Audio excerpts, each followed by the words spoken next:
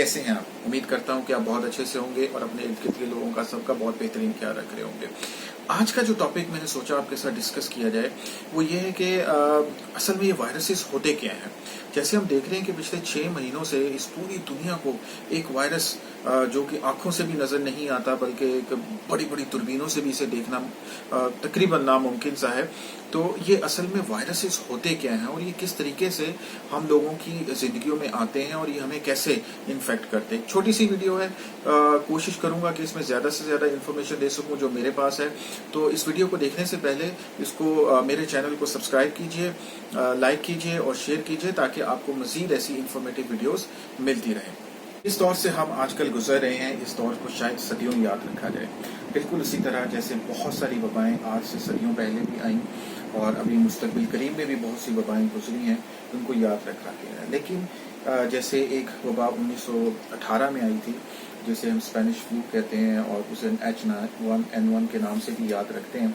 ये जो वबा आई थी इसको आज भी हमें वो याद आती है। हमें अब जो जिस वबाई दौर से हम गुजर रहे हैं इस दौर के अंदर हमें वो एक मिसाल के तौर पे हम उसको देखते हैं। बिल्कुल इसी तरह शायद आज का ये जो दौर है इसको आने वाली कई दहाइयों तक, और अगर मैं गलत ना हूं तो शायद एक सदी तक याद रखा जाए कि एक वबा आई थी जिसने इस पूरी दुनिया को परेशान कर दिया था।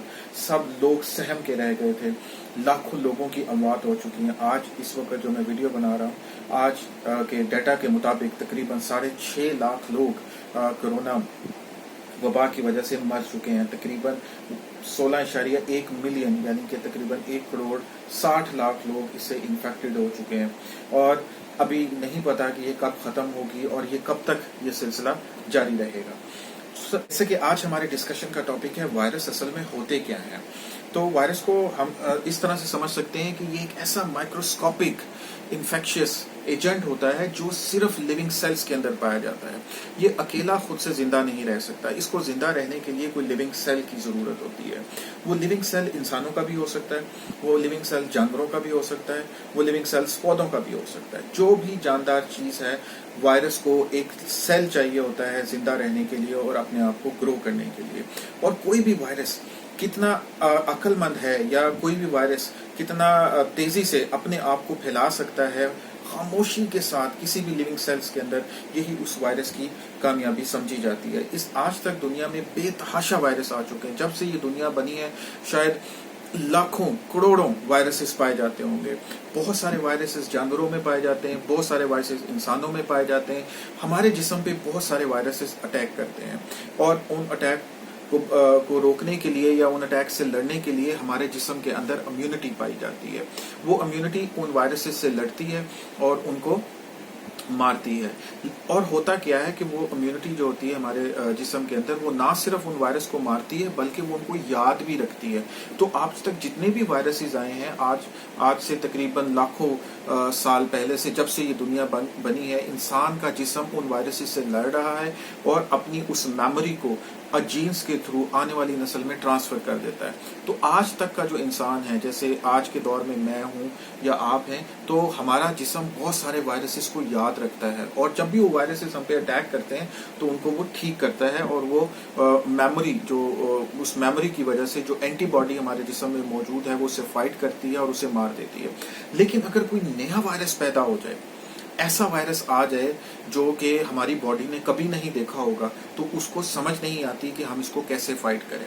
और वो वायरस इतना चालाक होता है आमतौर पे कि वो बॉडी के अंदर पेनिट्रेट करने के बाद हमारी बॉडी को परेशान कर देता है, जिसकी वजह से हमें खांसी आती है, बुखार चढ़ जाता है, वॉमिटिंग हो सकती है, डायरिया हो सकता है। जो कि जिस तरह हमारे जिस्म की एक मेमोरी है, हमारे जिस्म की जो इम्यूनिटी है उसके अंदर जो वाइट ब्लड सेल्स मौजूद हैं उनकी एक मेमोरी है कि वो याद रखते हैं कि जब भी कोई नॉन पैथोजन यानी कि कोई भी चीज़, चाहे वो बैक्टीरिया हो चाहे वो वायरस हो, जब वो हमारे जिस्म में दाखिल होगा तो मैंने उससे फाइट करना है।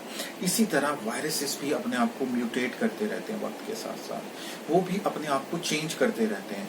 वो भी एक शायद दिमाग रखते हैं जिसकी वजह से वो अपना आप बदल लेते हैं और जब वो इंसान के जिस्म में जाते हैं तो इंसान के जिस्म को उसकी मेमोरी नहीं पता होती और इसी वजह से इंसान का जिस्म जो है परेशान हो जाता है। जैसे आप देखते हैं आजकल के दौर में जिस तरह आप देख रहे हैं कि जो सिम्टम्स नजर आ रहे हैं कोविड के, हर शख्स एक दूसरे से पूछता है बुखार चढ़ा है, खांसी है, टेस्ट चला गया है, एपेटाइट लूज हो गई है, वेट लॉस हो रहा है, और मुख्तलिफ लोगों को मुख्तलिफ किस्म के सिम्टम्स हैं, और अभी नहीं पता कि ये मजीद कितने सिम्टम्स हैं। अभी ये जितने सिम्टम्स मैंने आपको बताए ये नॉन सिम्टम्स है, क्योंकि ये अभी तक ख़त्म नहीं हुआ, ये अभी कंटिन्यू कर रहा है कोरोना पेंडेमिक का जो टाइम पीरियड है। तो वायरसेस भी अपने आप को म्यूटेट करते हैं। तो हम ये देखते हैं कि वायरस असल में इंसानी जिस्म में दाखिल कैसे होता है। ये जैसे आप देख रहे हैं कि वीडियो के अंदर भी, जैसे कि इस वीडियो में आप देख रहे हैं कि एक वायरस कैसे ह्यूमन सेल में पेनिट्रेट करता है।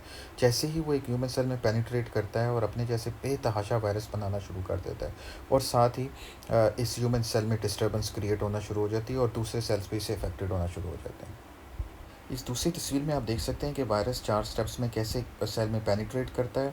दूसरे स्टेप में आप देखेंगे कि वो अपना आरएनए वहाँ पे फैलाता है, और तीसरे स्टेप में वो अपने जैसे बेतहाशा वायरस बनाता है, और चौथे स्टेप में वो सेल को तोड़ के बाहर निकल जाता है और वबा की सूरत में फैलना शुरू कर देता है। इसका साइज इतना छोटा होता है कि कहा जाता है कि अगर आप बॉडी के सेल को एक सपोज कर लें कि ये एक स्टेडियम के जैसे है, जैसे अगर हम देखें लाहौर में कज़ाफी स्टेडियम है, और उस स्टेडियम की एक सीट पे कहीं आप बैठे हुए हैं, तो आप ये सोच लें कि जो वो एक पूरा सेल है हमारा, वो एक स्टेडियम है, और कोरोना वायरस जो है वो आप हैं। तो यू कैन इमेजिन कि एक ह्यूमन बॉडी का जो सेल है वो कितना छोटा होता है, और उसके मुकाबले में ये वायरस कितना छोटा होता है।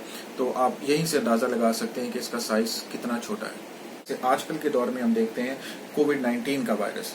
ये कोविड-19 का जो वायरस है, इसका भी वजह जो है वो यही कहा जाता है कि ये चमगादड़ों के जिस्म से हमारे जिस्म में आए। क्यों कहा जाता है? क्योंकि चमगादड़ों का जो बॉडी है वो वायरस को बहुत ज़्यादा कंटेन कर सकती है, उनकी बॉडी आइडियल है वायरसेस के लिए। इसी तरह खाली वायरस नहीं, पेंगोलिन है, फिश है, स्नेक है, जैसे अभी मैंने पहले भी आपको बताया कि ये वायरसेस को कंटेन कर सकते हैं। जब हम इंसान कोई थोड़ी सी बेहतियाती करते हैं या थोड़े से अनहाइजेनिक हो जाते हैं, तो बहुत ज़्यादा चांसेस होते हैं कि ये वायरस म्यूटेट करके उन जानवरों के जिस्म से हमारे जिस्म में ट्रांसफर हो जाए। ये ज़रूरी नहीं कि ये डायरेक्ट चमगादड़ों से इंसानों में ट्रांसफ़र हो, बल्कि ये भी हो सकता है कि ये चमगादड़ों से पेंगोलिन, स्नेक और मछली के थ्रू भी इंसानों में ट्रांसफ़र हो सकता है। तो ये बेसिकली जानवरों के जिस्म से इंसानों के जिस्म में ट्रांसफ़र होने वाला वायरस है। और बल्कि जब 1918 के अंदर जब वो स्पेनिश फ्लू आया, तो उसके अंदर भी कुछ ऐसे ही देखने में सामने आया था। 1918 की बर्ड फ्लू के अंदर देखने में आया कि जो बर्ड का वायरस है वो आम तौर पे इंसान को अफेक्ट नहीं करता, और जो इंसानों का अफेक्ट है वो बर्ड को अफेक्ट नहीं करता।